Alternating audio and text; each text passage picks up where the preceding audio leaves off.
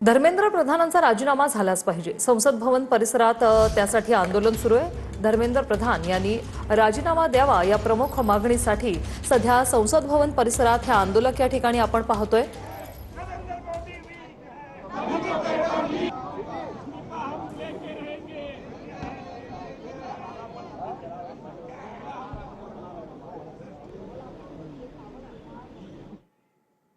समझेंगे जब वो आएंगे स्टेटमेंट करने तो उनको रात के 12 बजे करने के बजाय दिन में पार्लियामेंट में आके अगर वो कहे क्या कहना चाहते हैं हम देखेंगे।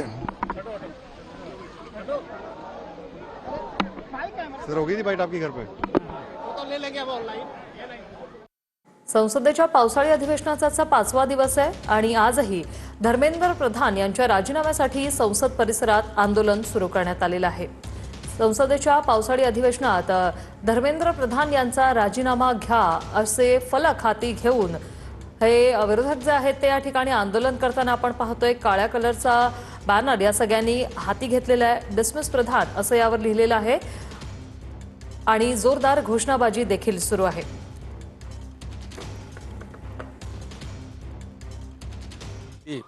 काँग्रेस सारखे पक्ष आणि त्यांचे काही विरोधी पक्ष याच्यामध्ये पुढाकार घेऊन विद्यार्थ्याचं हे आंदोलन भटकवण्याचा प्रयत्न करत आहेत आणि स्वतःची राजकीय पोळी भाजून घेण्याचा प्रयत्न करतात। राहुल गांधी आणि त्यांच्या सहकाऱ्यांनी गांधी स्मृती स्थळावरती गेले होते। त्याच्यापूर्वी पंतप्रधानांच्या निवासस्थानी आंदोलन केले होतं। काँग्रेसही या सगळ्यामध्ये आक्रमक असल्याचं बघायला मिळतंय।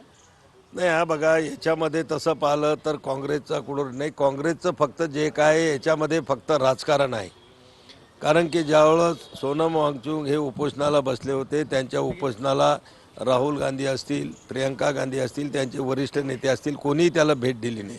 आणि ज्यावेळेस त्यामध्ये विद्यार्थ्यांचं वाढती लोकसंख्या त्या आंदोलनामध्ये दिसल्यानंतर या सगळ्यांनी त्या आंदोलनामध्ये आपली राजकीय पोळी भाजून घेण्यासाठी उडी घेतलेली आहे आणि आपला राजकीय डाव साधण्याचा प्रयत्न करत आहे। धन्यवाद आमच्याशी बातचीत केल्याबद्दल। हे केंद्रीय मंत्री प्रतापराव जाधव होते आणि त्यांनी स्पष्ट केलेलं आहे की विरोधी पक्ष फक्त या सगळ्या प्रकरणाचं राजकारण करत आहे। कारण ज्या पद्धतीने पेपर लीक झाले होते, सरकार चर्चा करायला तयार आहे, काँग्रेस आणि त्यांचे विरोधी पक्ष या सगळ्याचं राजकारण करत आहे। प्रियंका गांधी या ठिकाणी पोहोचलेल्या आहे संसद भवन परिसरात, जिथे आंदोलन सुरू आहे।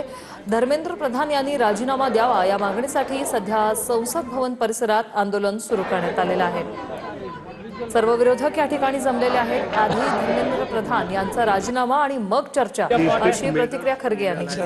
आजाद हिंदुस्तान में 14 साल में कभी आपने प्रधानमंत्री को सुना? छात्र पर 1 लाख स्कूल बंद हुए, क्या हुआ? सारी कॉलेजेस बंद हो गई, कहीं भी कॉलेजेस में यूजीसी के तहत भर्ती नहीं हो रहा है, रेलवे भर्ती बंद है, बैंकिंग भर्ती बंद है। कभी आपने सुना अग्निपीर पर बोलते हुए? आप हालात आप देखो। और आप पॉलिसी की बात किया, आप धर्मेंद्र प्रधान की बात की, अकाउंटेबिलिटी किसकी होगी? जब मनमोहन सिंह जी की अकाउंटेबिलिटी थी तो अब किसकी अकाउंटेबिलिटी होगी? अब भी तो उन्हीं की अकाउंटेबिलिटी होगी। बहुत क्लियर है। इसमें प्रधानमंत्री जी क्या करेंगे आप हमको बताओ। प्रधानमंत्री जी के जब 1 करोड़ व्यूवर्स गिर गए, उसके बाद उन्हें याद आया, मिलियन व्यूवर्स गिर गए, उनके खत्म हो गए, लोग हट गए और लोग सुनना बंद कर दिया। तब उन्हें याद आ रहा है छात्र की और कह रहे हैं कि मैं कानून तो पहले से भी था, इम्प्लीमेंट कौन करेगा? इम्प्लीमेंट करने की धमकी है क्या? नियत इसकी सही है क्या? जब नियत ही सही नहीं हो, अच्छे आदमी इस कंट्री में ना हो, पॉलिसी ना हो, एक ऑटोनोमस बड़ी एग्जामिनेशन का और ना बने, जो राजनीति से बिल्कुल दूर हो, कैलेंडर लागू ना हो, बिना पॉलिसी के आप 1 लाख नौकरी, तो 1 लाख की नौकरी को आप कैलेंडर में तय करो और 1.25 लाख का एग्जामिनेशन दिला करके खत्म करो और आप पूरी सरकार इस्तीफा दे।